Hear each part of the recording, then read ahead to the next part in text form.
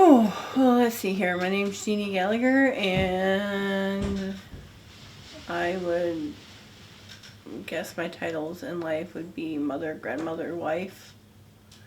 I have many, many titles, but those are the three most important to me. I was here at home scrolling through the news on the internet till I found out.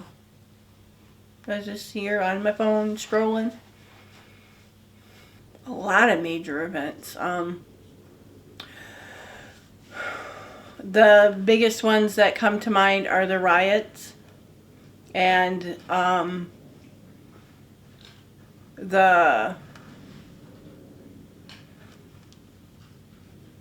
protests, the unfair treatment of the protesters, and Well, a little bit about me is uh, I'm a filmmaker.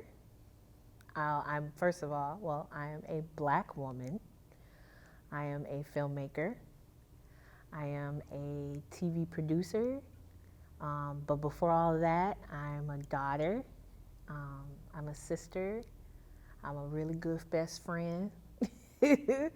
um, I'm a cousin and a proud auntie.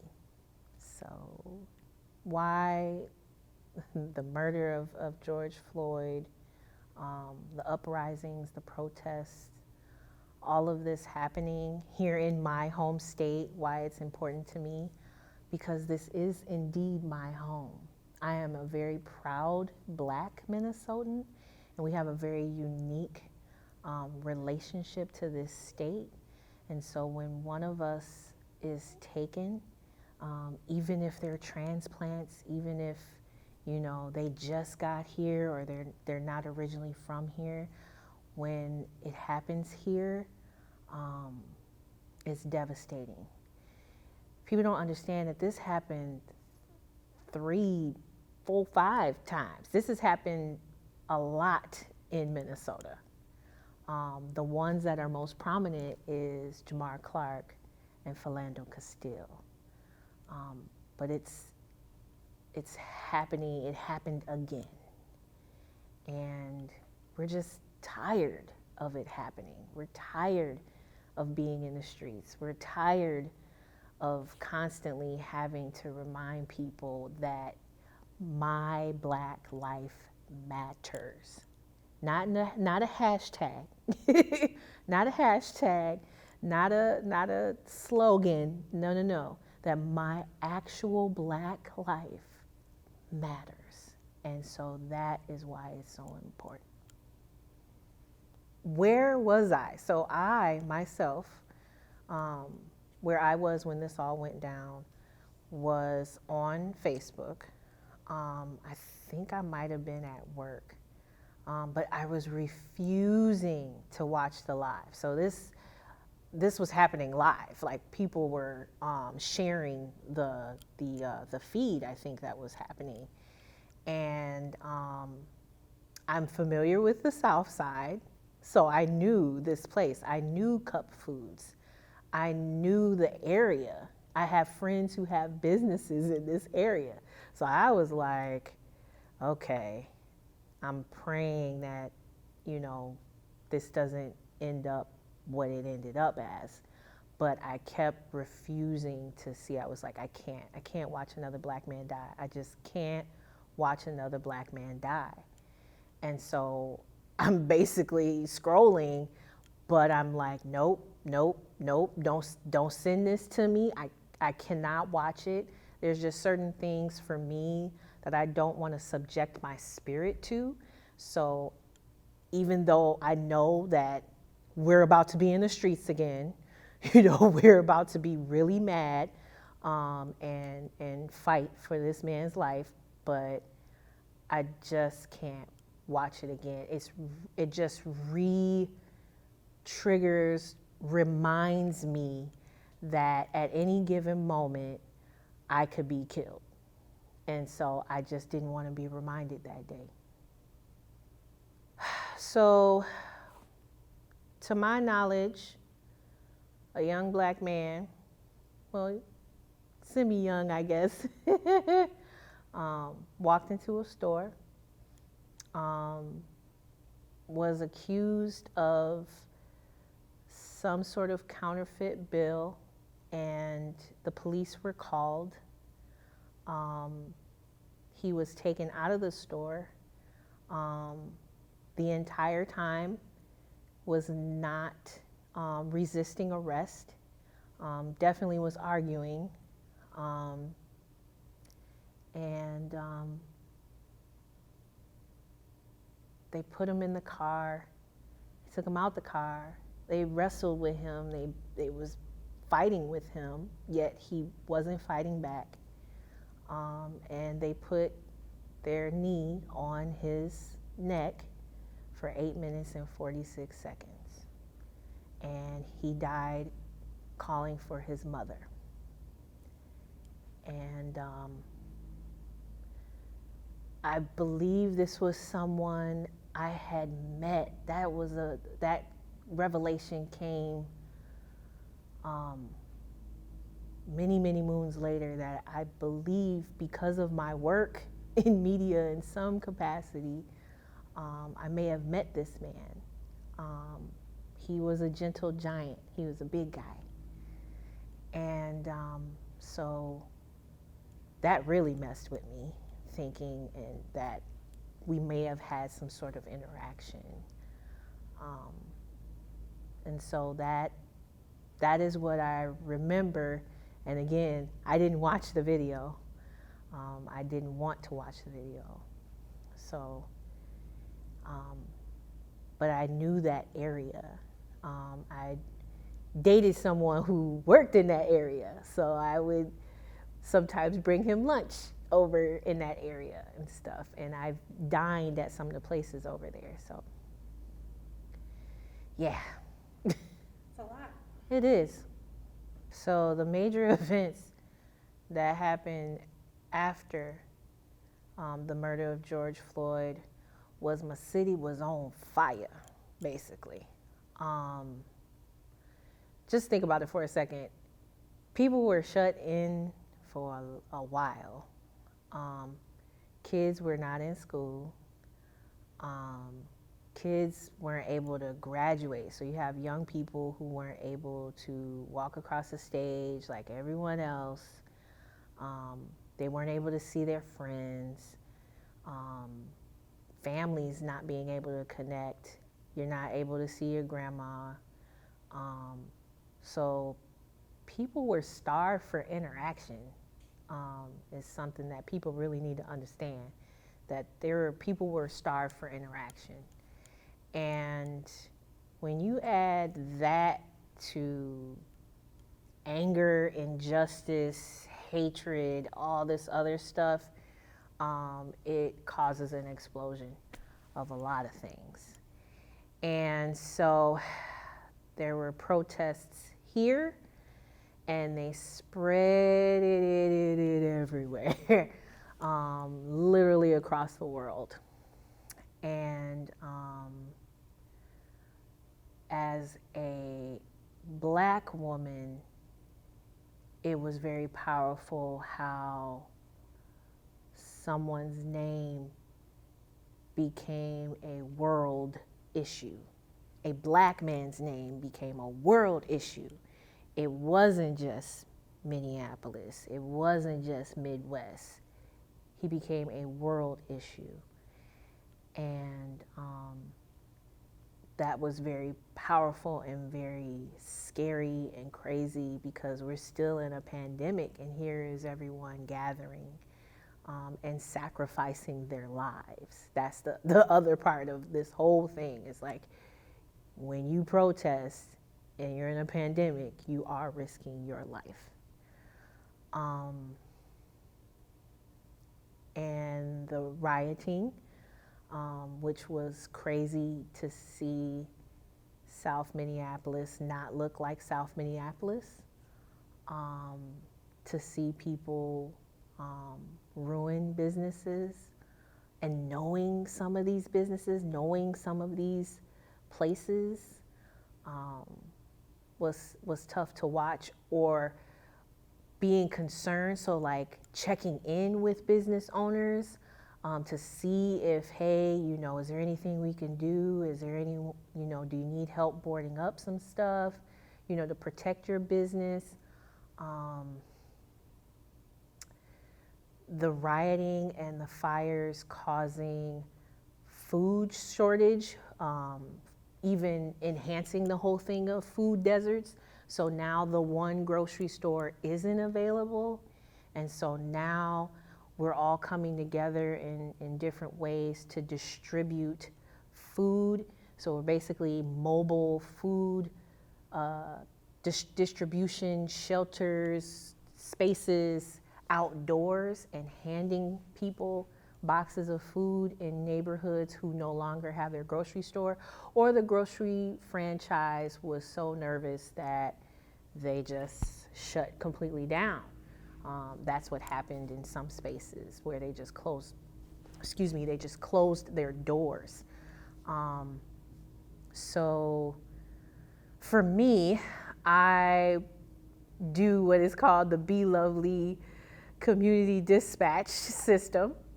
And I tap into all these Facebook groups, all these different people who are what I call boots on the ground.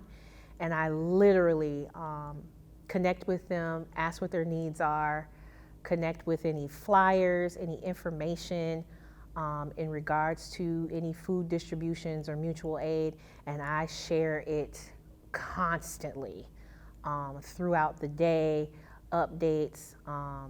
I had help with that, which was really cool. All the Facebook groups, mutual aid groups, we were all just working together. Particularly at 38th in Chicago, there's just a group of people whose background was actually in service industry decided to come together and just start cooking and gathering food from people and distributing right there, because this all happened at a convenience store. This all happened at a small store. And so that small store wasn't available. So anyone who was in that neighborhood who was not able to get to the nearest Cub or the nearest Rainbow or the nearest grocery chain, that was their store. And so people just band together. I will say that is something beautifully unique about Minnesota. We volunteer, we give, we go to other places and support other people a lot.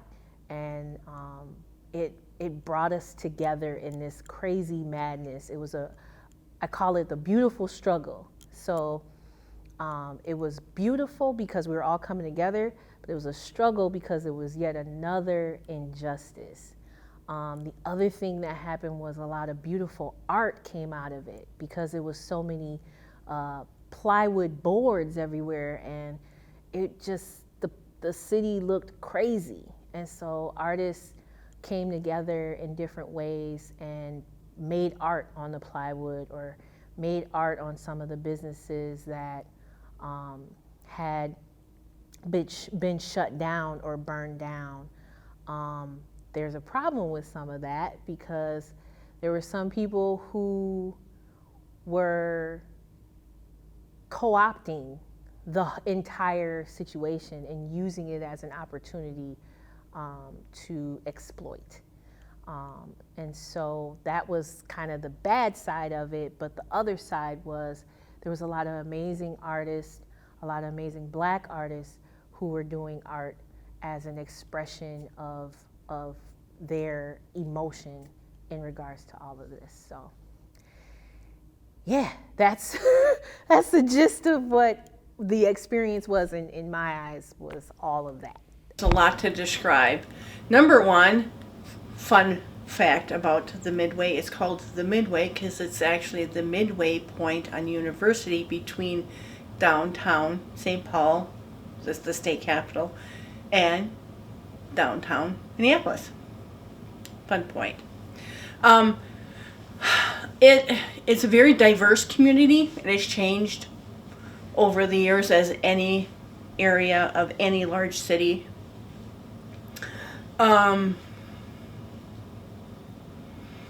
There's many cultures, many races that come together and not only just live there, but they coexist, which to me is more important than just living there. They're true neighbors. They get out, they help each other. If your elderly neighbor needs their lawn mowed, they go mow the lawn, kind of thing. So, Midway had a huge impact on me because it's a lower income area, and of St. Paul. And growing up, one of my best friends mostly lived in the Midway Frogtown area because it is a lower income area, and they didn't have very much money.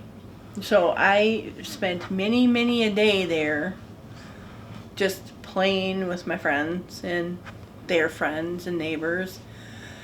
And as by the time you started hanging out there, it had less of an impact personally to me. I know it had an impact to you, but to me it was more of, for me it was more of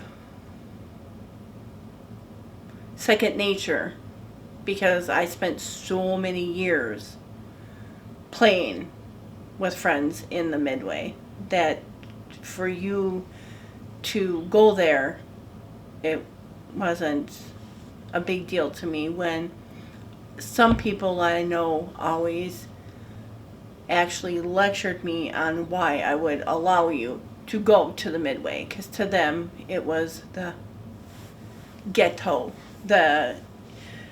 because they were ignorant and refused to educate themselves about the community there and how close-knit many of the families were.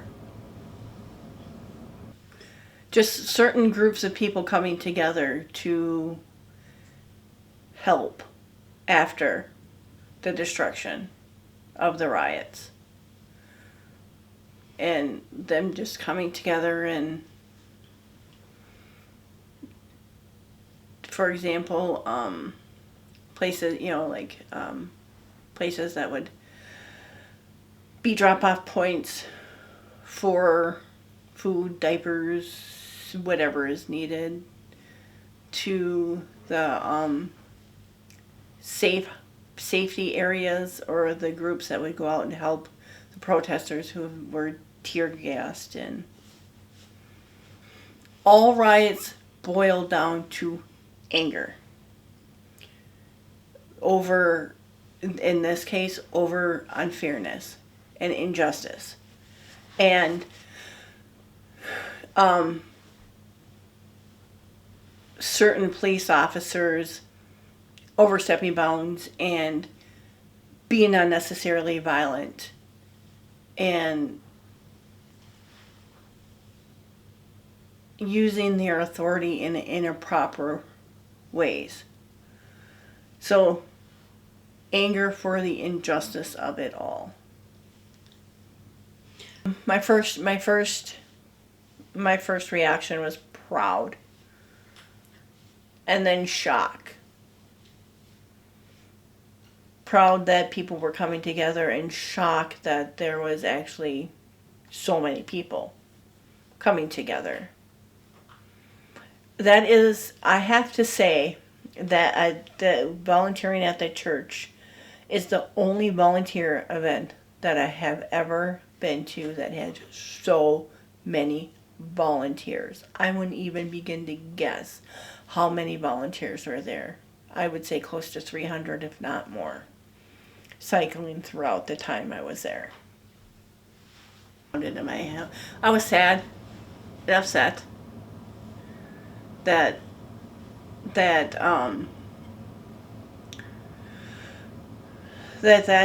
happened. Well, more okay. I was upset and angry that protesters were being tear gassed, and just the overstepping of bounds, and the unnecessary force. How did I help? Unfortunately, I do not remember the name of this church, but there is a church right over by the new soccer stadium that was a drop-off point, a safe point for goods, food, diapers, and you name it, it was dropped off there, and I volunteered there with you to help out sorting, delivering packages, and honestly, I don't even remember how long how long I volunteered. I just remember pretty much made a day out of it.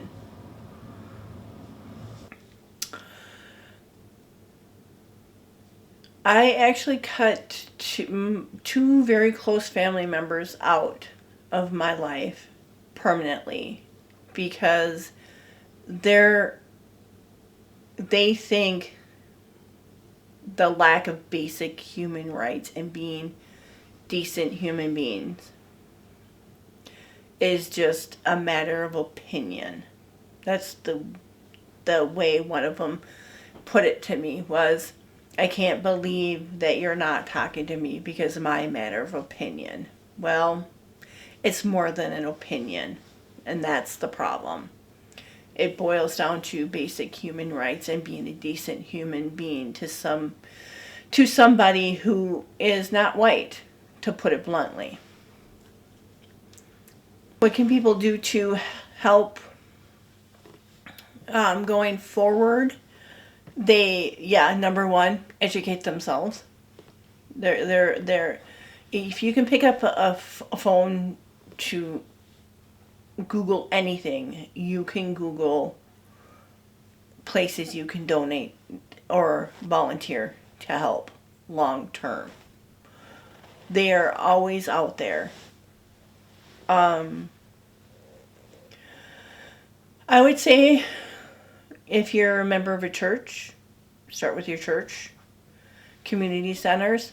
Almost every community center has some kind of resource where you can find to volunteer to help out.